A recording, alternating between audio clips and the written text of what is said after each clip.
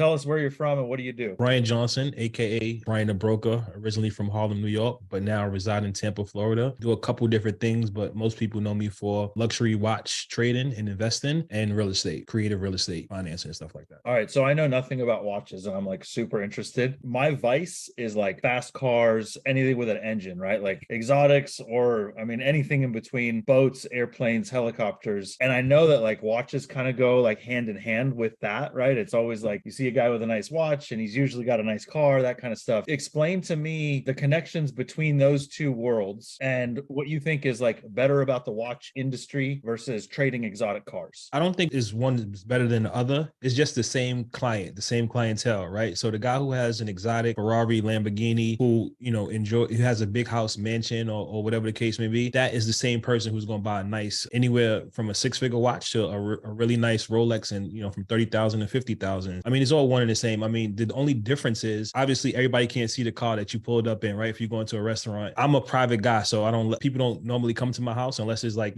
Thanksgiving and that's family and close friends. So you can't see where I live. If you don't see me park or pull up to the restaurant or whatever the event is, you don't know what I necessarily drive. But if we sitting down, you can see what kind of watch that I have. So it's just the ultimate status symbol, in my opinion, for a guy. Even though I wear jewelry and I'm invested in the jewelry business, watches tend to be my preference. So I'll always have on a nice timepiece. And again, it's just one and the same. So the guy who has a good house, a good vehicle is 9 times out of 10 gonna have a nice luxury timepiece as well. I guess there's also main differences too. Like you don't have to register a watch with the Department of Motor Vehicles, right? You don't. Right. I mean, yes, the benefits in terms of like liquidity or being able to, on the business side of things, is totally different, right? So think about watches versus, like you said, trading exotic cars, or even being a real estate investor where you have to deal with title, inspection, and bad roofs, sometimes problem tenants and all the things that associated with, real estate investing or in and out of exotic cars. I mean, I could be into a watch for a certain price today and be able to exit it for a profit within the same day, within an hour in some cases. So yeah, it's no registering involved. We could do stuff from a lot of my clients. I deal in, I would say, 3 worlds mainly. So I have rappers and entertainers. We got professional athletes, and then we have business people, entrepreneurs. So some of the guys prefer to deal in cash. Again, there's no registering to watch when you're dealing in the gray market. So you could be in and out of transactions relatively seamlessly. What's one of like the most, I don't know, rare or expensive watches? Something that's like that you really like. Like give me an example of like one of the watches that you really love that you've helped broker or trade for that watch. Yeah, I've done all watches from entry-level Rolexes all the way up to like some 400,000 Richard Milles. My preference, I tend to lean. So if you think about, since you're a car guy and how I always explain watches to people who who understand cars, I say Rolex is like a Mercedes-Benz or BMW. And then the next level above that would say maybe like a Bentley. And I would consider like Audemars Piguet to be that mid-level luxury. Wait, hold on. For everybody out there, say that one more time. How do you pronounce that? Audemars Piguet.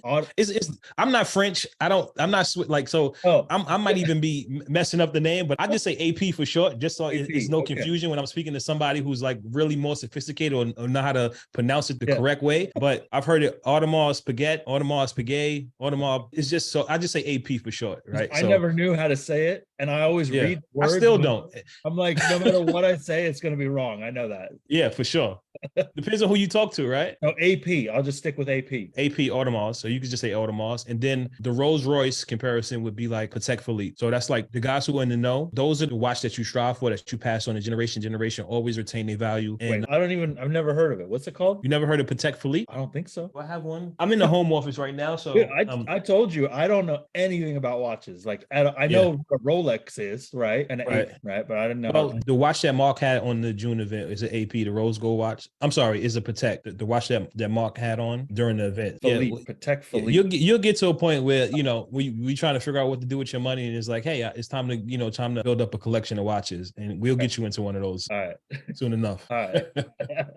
Yeah. So again, so you think about Mercedes, Bentley, and then Rolls Royce, and those are the kind of the levels that I really play. And then Richard Mille is almost like a real exotic. So you think about like a McLaren or a Ferrari and all that kind of stuff. Real limited numbers. He might make a watch, a model that's only 10 or 20 in the entire world, and that's why those trade for sometimes 5x, 6x, up to 10 times the actual retail of the watch, depending on what quantity the actual model came in. Now I saw recently, it's a watch that's like designed after a car. There's one about the Bugatti Chiron. Is a Jacob and Co watch? Is a Bugatti watch? I don't like those because, not to say I don't like them, they're a work of art, right? They're a marvel. There's a lot of craftsmanship into them. It's just that when you buy a watch like that, you have to understand, like, it's only a few buyers who will ever want that watch. So if you spend whatever Jacob is charging for that watch, I think it's, I don't know, $1 million. He got watches from $1 million all the way up to 18 million. So when you buy a watch like that and you need to, sell it or get rid of it, it's going to be tough. And sometimes you could lose 50, 60, 70% of the value, especially if you bought it for retail. So I try to guide my clients away from pieces like that won't retain any value. So if something ever happens or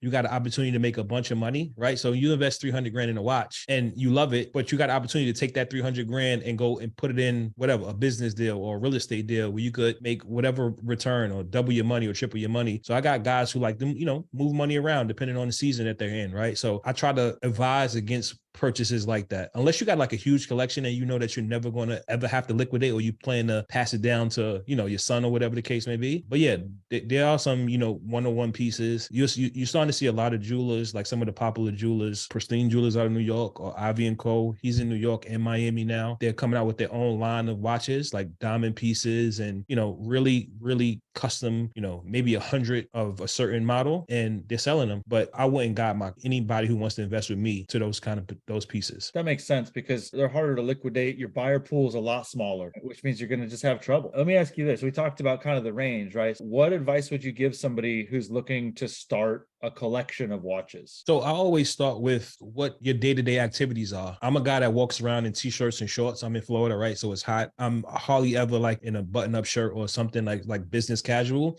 So I tend towards sports watches, right? I got guys who corporate that wear suits every day on a daily basis in the office. We start there, right? What's your lifestyle? What are your day-to-day movements? How big is your collection now? What look are you going for? Is it a piece that you only going to wear like you go to dinner with your wife? Or I sell ladies watches as well, right? So it's the same thing for, it's just, you want to start there. So it's usually a sports watch, then it's a dress watch, a casual watch, then it's like an investment piece, and then it's like different metals, right? So you start stainless steel, then you could go to yellow gold, to rose gold, to a combination of like carbon watches. So it's a conversation, right? To see exactly what watch fits your lifestyle the best at that particular moment. Well, let's take me as a case study. My lifestyle is not wearing a suit. I own, I think, 2 suits. One doesn't fit. Right. So so like me, a t-shirt and jeans, obviously budget isn't one of the primary drivers to see where we land, right? Let's say somebody wants to start with like a $15,000 watch, and let's say they obviously want a return on their money, but they want to hold it for, I don't know what the hold period is on these things too. Is it like 1 month or is it 1 year? You don't necessarily, most of my clients don't want to return. They just want to know that their money is safe. And if they ever had to liquidate or get rid of the watch, I kind of give them a range of where they would be. And if you called me and you bought a watch, say for $15,000 in your case, and you're like, Brian, worst case scenario, I come back to you in a month, depending on where the market is. What can I expect for you to write a check for? Right. And I give you that range depending on the trajectory of the watch, the history, what I know I could buy them for in the open market. Cause I get, obviously, as a dealer, you get wholesale pricing, and I have more access than somebody who's looking for their first watch. I wouldn't say they're looking for a return. They just want to make sure that their money is safe and they won't take too big of a hit. So think about it, you buy a brand new car off the lot. Nobody up until the big event that happened, right, a couple years ago, nobody went into a dealership and bought a Mercedes, a Ford, a Camry, and expected to buy something for $25,000, $30,000, and then to come back 6 months later, and then the car is worth more than what it was when they purchased it, right? Be mindful of that. And then again, this is part of my job as being a dealer and giving you that counsel to say, look, you're going to spend $15,000 on this watch. If everything hits the fan and you need to sell it, I would say you won't lose more than 10 to 15%. So you spend $15,000 with me, I'll probably be able to buy it back for $13,500, $13,000. Or we work on an arrangement to say, look, I'll take the watch back. I'll find another retail buyer. Maybe I can get you back to exactly what you spent on the watch. And something that I do that's unique in terms of like the watch stuff is I give you an exact credit for trading up. So you spend $15,000 with me because that's where you want, that was your entry level. But watches are like anything else, right? You start off with a Honda, right? And as you evolve as a business person or you upgrade in terms of financing, you don't stay there, right? Most people go up, right? They go to Mercedes-Benz and they go to Bentley and then then they go to whatever, right? You might end up in a Rolls Royce. So if you wanted to ever trade that watch in, I give you the exact credit to a new watch. Your next watch might be 30,000. So we would take that one back in and give you the $15,000 credit that you spent already and apply it to the next purchase. That's cool. That's nice. That's a good guarantee to be able to do that. What if somebody wanted to get into it with the idea of making money with watch? A lot of people reach out to me and try to figure it out because it's like popular right now. Like I've been in the watch business since like roughly 2005, where it wasn't so popular, right? I actually didn't pay any attention to it, right? It was just something like, I know a buddy of mine in high school, family was in the jewelry business. He wanted to start his own business because of, some discrepancies with the family. And he was building out a store in New York City, where I'm originally from. And I had, at that time, I had just sold my first business and I had I had some financing. So I invested in to build out his store and everything. So as a byproduct, I became an investor in the jewelry business and I had access to jewelry and watches. And it wasn't that sexy back then, believe me. Like I would say like maybe since like 2017, 2018 is when watches became more mainstream, and now even more so than ever, right? So if you wanted to, I get a lot of people that reach out to try to figure out how to invest. Yeah. I would say the easiest way is to either know a dealer and get understanding about pricing, so you can study watch sites like Chrono24 or eBay or some of the auction sites and see what watches generally trade for. And then you got to expose yourself, talk to dealers in your marketplace to see, you want to be able to get a watch for a price where you could potentially sell it for a profit, right? You got to get an understanding about what watches actually trade for. So my suggestion is always to stay with like one brand and try to get 3 or 4 of the models and figure out like where they trade in at, what the price points are. And if you ever come across a situation where you could purchase the watch for, where you just saw one sold for 15,000, you could buy it for 13 or 12,000, you can have a level of safety that you won't lose money on that particular watch. I also have a program where people can invest with me directly, right? And then we go buy some watches, and now you can see, right? So I kind of like pull back the curtain and show you exactly how I trade watches and some of the retail stuff that I do. So what do you mean? Like you'll take investor money, basically? Is that kind of what you're explaining? Yes. So Okay. in certain cases, watches is a cash intensive business, right? When I'm dealing with $200,000, $300,000 watches, right?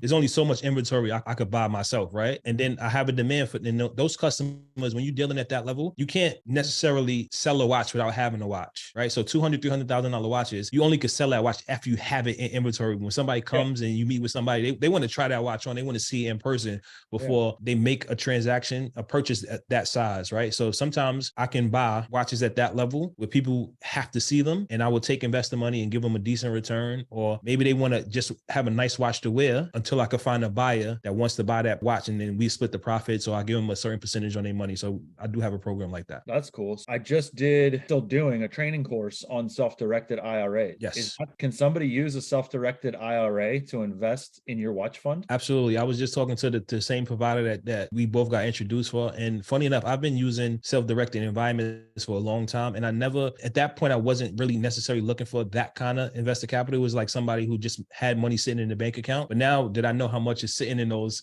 retirement accounts and in that kind of environment, it only makes sense to be able to make offers to those people and give them a return bigger than what they get on some of the stuff that they, just dormant accounts and stuff like that. So absolutely. I had a call with Amanda and Keith, and we've been going back and forth trying to, where we can make a presentation and people can invest through their self-directed accounts. That's amazing, man. That's going to unlock a lot of opportunity for a lot of clients for you. Yeah, for sure. It's going to really help a lot of people take that money that otherwise would just be sitting there, and now they can put it into a tangible asset and either wear that asset themselves or just invest in your fund, a pool of these investments, which is really, really cool. 100%. All right. So I just had this conversation. It's only so much money that I'll be willing to accept, because it's like a hard ceiling on about how much money I would actually take in a fund, so to say, or have access to, just because it would prevent me from doing bad deals or making transactions that I wouldn't normally make when you got a bunch of money sitting around, right? So we call that dumb money in the industry, right? So somebody who has like access funds, or just because you have a bunch of money doesn't necessarily mean that you can enter the watch game or any business for that matter, right? Real estate investing or whatever, you just got some money sitting, you make deals that you wouldn't normally make if it wasn't your money, or you knew that, you don't have access to unlimited capital. So it will only be a certain amount of money that I'd be willing to take that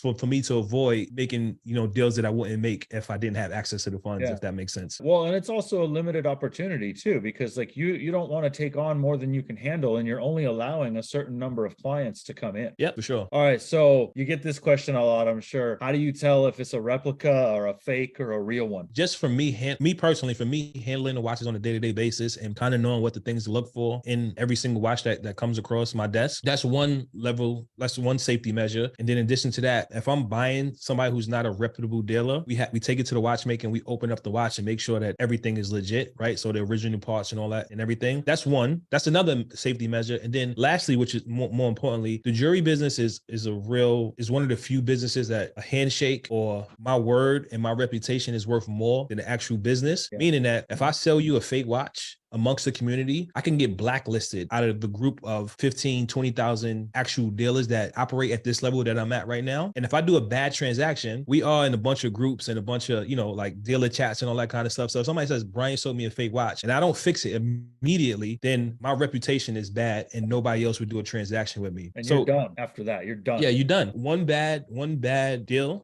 ruins your complete reputation. So when you're dealing with that level, right? Now, don't get me wrong. It's sometimes things do slip through the cracks. I personally haven't sold a fake watch, but amongst my contemporaries, there are people who, it goes from dealer to dealer to dealer. And then on the fourth level of the transaction, so a dealer sells me a watch, then I sell it to another dealer, and then that dealer sells it to a retail client. And then they happen to walk into a store to get like a repair or something. And they inform that the watch is not authentic, right? We can unwind the deal, right? So that client will go back to their dealer. That dealer will go back to me. And then I will go back to the person who originally sold me the watch. So we can unwind and fix the deal. But yeah, so there's a lot of safety measures. Like, so you can't do one bad transaction, don't rectify it and expect to continue in the business. Yeah. So then what about like watches on eBay? Like you got to watch out obviously who you're buying from. Yeah. eBay now has like an authentication process that they send the watch through. So if you make a purchase on eBay, and a lot of the sites for this matter, like they put in the safety measures where you send it to a hub, right? And they inspect the watch before they release it to the person who bought it to make sure that it's authentic. They have some measures in it. And then again, like if you get the watch and it's not what it was advertised to be, if anything is off, you can send it back in. And I don't know if you know eBay's reputation, like they'll give you a refund in a minute, right? Or they'll open up a ticket and they'll fix the situation. So,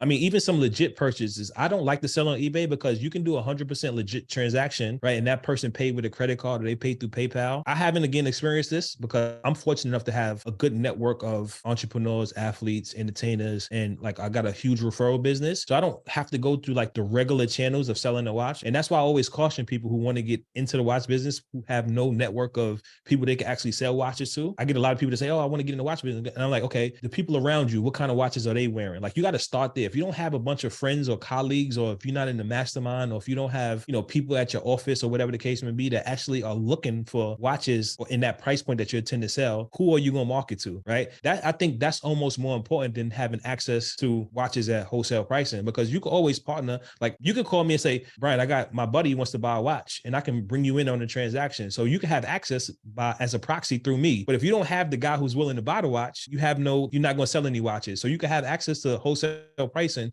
but if you don't have a retail client pool, then you won't be able to, sell watches. Yeah, that makes perfect sense. On the eBay stuff, it's almost like escrow and title insurance on a real estate deal. Like it goes to that hub, they check it out, make sure it's good, and then they release it once they know it's free and clear title, if you will. Another thing I don't like about eBay is an active community of people who sell replicas on the site. Is muddy waters on eBay because you have a big contingent of people that sell fake and replica watches, and that's the actual business model. And then you have people who sell real authentic watches, and that's their business model, but they on the same platform. So here's another way to say it. People always come to me and say, can you get me a replica? Or since I'm invested in the jewelry business, sometimes we do engagement rings and chains and all this kind of stuff. They say, can you make me a piece with cubic zirconia or moissanite diamonds? And I'm like, no. Like that's like, for me personally, I don't like to mix the two, right? I'm never going to sell a fake watch, a replica, because now when I'm selling to somebody who wants a real authentic watch, it's like, oh, you sell replica watches as well, right? So that could hurt my reputation. So that's why I don't like a platform like eBay, because they in the mix both. And that's why I don't sell. And that's why I don't buy from platforms like eBay. That makes perfect sense, man. All right. So other than buying and selling, like what other services do you guys provide to clients? Like appraisals, or like what do you guys do other than buy and sell? Yeah. I mean, I think the most important part, we could get all that stuff, appraisals. And like I told you earlier about the buyback program, and then like servicing and warranties and all that kind of stuff is always included with a purchase. So like if the watch stopped working for whatever reason, or you go swimming and you leave the crown open, right? Even it could be a water resistant watch, but if you leave the crown open, right, and you go in the water, right, you're going to get water in the watch. Like you send it back to me, we'll repair it, we get it fixed. Most people buy from me is just from a surety standpoint. Like, cool, you're going to be safe in this transaction. So you know that if you ever need to bring it back or something happens, that I'm going to be here, right? And I'm going to continue to do business, and I'm going to be here for the long haul. And my goal is always to help you build a portfolio. If that's your thing, right? If you want to build a nice collection selection of good timepieces that you know that's going to retain for the most part the value for what you spent, and you can exit relatively easy. That's like the level of comfort that I give my clients. Safety, security, knowing that their money is safe for sure. Yeah, knowing that the watch is real, knowing that your money is safe, knowing that you can call me back if anything happens with the watch, knowing that, you know, you can send a friend or a colleague or another family member, knowing that I'm gonna take care of them. You get a lot. I get this a lot, man. So somebody might buy a watch from somebody else, from another dealer, whatever the case may be. Say they spend $20,000 on a watch and they call me. I'm dealing with it right now. Like I'm going back and forth with a guy right now. And they call me and they say, hey, I spent 20 in this watch. I want to do business with you. I want to sell this one. What can you give this to me for? I mean, what can you buy this? What can you purchase this watch for? And I say, look, the dealer that sold it to you, you spent 20 grand on it. I could have got you the same watch for 16,000. So I can go out to the marketplace and get this watch for 14,000. So I can't pay you what you spent with that dealer because I can make a call and get the watch for 14,000. Now that is what I see on a day-to-day basis. And most of these dealers are like fly by night. They transactional. They just want to do a transaction and make as